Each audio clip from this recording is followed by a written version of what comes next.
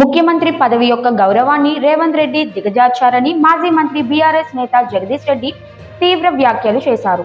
రేవంత్ రెడ్డి చేస్తున్న అక్రమాలు బయటపడకుండా ఉండేందుకు ఆయన తన బాస్ ఆదేశాల మేరకు వెళ్లి ఎవరి కాళ్ళు మొక్కి వచ్చారో అదే ఛానల్లో ఇప్పుడు కాంగ్రెస్ మంత్రులపై వరుసగా కథనాలు వస్తుండడం అనేక అనుమానాలకు తావిస్తోందని ఆయన అన్నారు. ముఖ్యంగా పాత కాంగ్రెస్ మంత్రులపైనే టార్గెట్ చేసి వార్తలు ప్రచారం అవుతున్నాయని, కాంగ్రెస్ శ్రేణులే బహిరంగంగా మాట్లాడుకుంటున్నారని పేర్కొన్నారు. ఈ పరిణామాలన్నీ చూస్తే రాష్ట్ర రాజకీయాల్లో ఏం జరుగుతుందో ప్రజలకు స్పష్టంగా అర్థమవుతుందని జగదీష్ రెడ్డి వ్యాఖ్యానించారు. కనబడుతుంది. పాత కాంగ్రెస్ కార్యకర్తలందరూ కూడా మాట్లాడుకుంటున్నారు. వరుసగా మా మంత్రుల మీద ఎందుకు జరుగుతుంది ఇది? శ్రీధర్ బాబు పాత కాంగ్రెస్, పొన్నం ప్రభాకర్ పాత కాంగ్రెస్,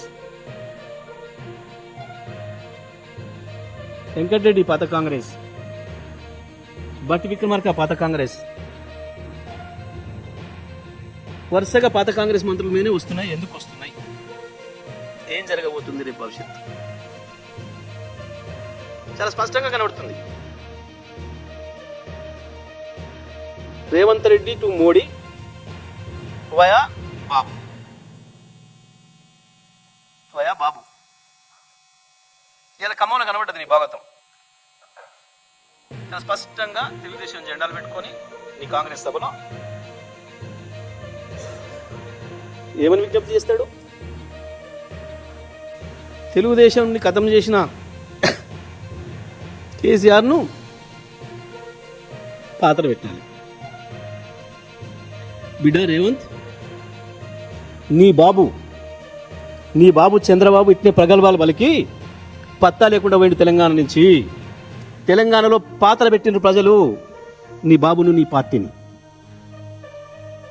ఇట్లనే ప్రగల్భాలు పలికిండు.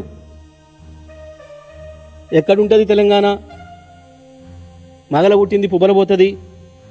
ఇట్లే అహంకారంతోనే నీ లెక్కనే అవాళ నేను ఇక్కడ ఉన్న రాష్ట్రంలో పైన కూడా నా ప్రభుత్వం ఉంది, కేంద్రంలో ఏమున్నది? కేసీఆర్ కింద బక్కపలసినోడు, జేబులో రూపాయి లేదు,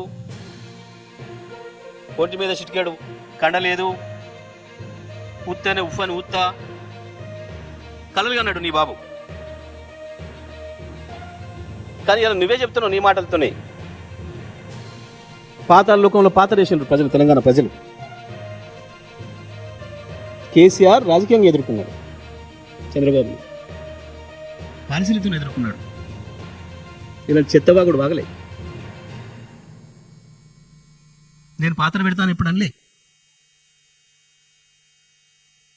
రాజకీయంగా నీ చంద్రబాబు విధానాలు ఆయన పాత్ర. తెలుగుదేశం తెలంగాణ చేసిన ద్రోహానికి